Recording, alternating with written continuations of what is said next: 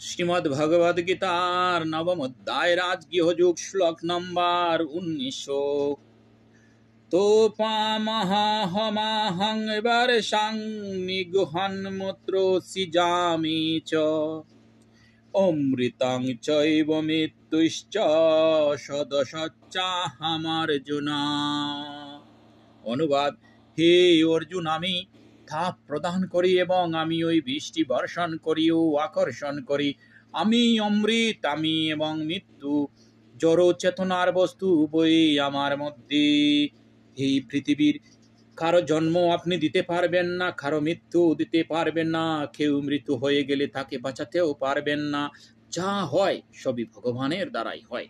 শ্রীমদ্ ভাগবত গীতার নবম অধ্যায় রাজগৃহ যোগ শ্লোক নম্বর 20। ত্রৈরিদমং সোমপা পুত্র পাপা যজ্ঞরিষ্টাসারে গতিং পার্তয়ান্তি তে পুণ্যমাশায় দশুরেন্দ্রলোকম অশান্তি দিব্যান দিবি দেব ভূঘান।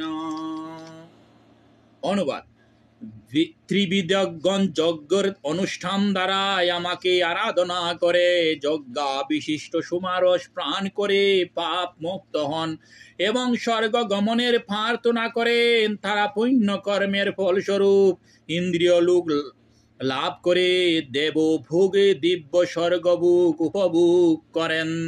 এখানে ত্রৈলোক্য বলতে সাম, যজুর ও ঋগ নামক তিনটি বেদকে বোঝানো হয়েছে। যে ব্রাহ্মণ এই তিনটি বেদ অধ্যয়ন করেছেন তাকে বলা হয় ত্রিবেদী। শ্রীমদ্ ভগবদ গীতার নবম অধ্যায় রাজগৃহ যোগ শ্লোক নম্বর 21। তে তং ভুক্তা স্বর্গলোকং বিশালং ক্রেনে পুণ্যমর্ত্যলোকং ভিশন্তি এবং ত্রয়ী ধর্মমনুপ্রপন্না গতাঘূতম ক্ষমা কাম লবন্তে। অনুবাদ: তারা সেই বিপুল স্বর্গসুখ ভোগ করে পুণ্যকয় হলে মর্তলোকে ফিরে এসেন। এভাবেই ত্রিবিদগ্ধ ধর্মের অনুষ্ঠান করে ইন্দ্রিয় সুখ ভোগের আকাঙ্ক্ষী মানুষেরা সংসারে কেবলমাত্র বারবার জন্ম মৃত্যু লাভ করে থাকেন। স্বর্গলোকের চাইতে উপরে কিছু আছে যেখানে ভগবান বিষ্ণু বাস করেন। সেখানে পেতে হলে আপনাকে ভগবানের পূজা করতে হবে। শ্রীমদ্ ভগবদ গীতার নবম অধ্যায় রাজগৃহ যোগ শ্লোক নম্বর 22। অনন্যাশ্চিন্তায়ন্তো মাং যে জনা পর্যুপাসতে তেষাং নিত্যাভিযুক্তানাং যুগক্ষেমং ভয়ামহম।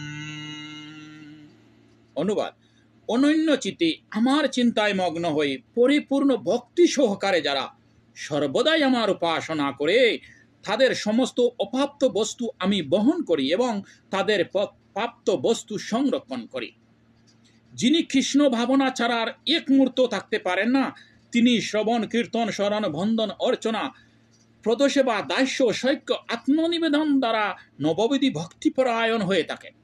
আপনি ভগবান শ্রীকৃষ্ণের যে কোনো রূপে সেবা করতে পারবেন, ভগবানের যে কোনো একটি সেবা করতে পারেন, তাতে আপনি ভগবানের কাছাকাছি পৌঁছে যাবেন।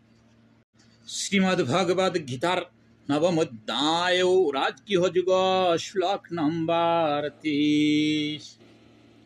যেহ পুণ্য দেবতা ভক্তা যজন্তে শ্রদ্ধা নিম্বিতায় তেহুপি মামে বকন্তে যজন্নিন্তা বিধি পূর্বকম।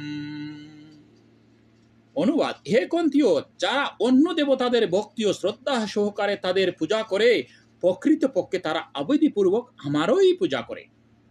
এখানে শ্রীকৃষ্ণ বলেছেন, যারা দেবতাদের উপাসনা করে তারা অল্প বুদ্ধি সম্পন্ন, যদিও এই ধরনের উপাসনা পরোক্ষভাবে আমারই উপাসনা।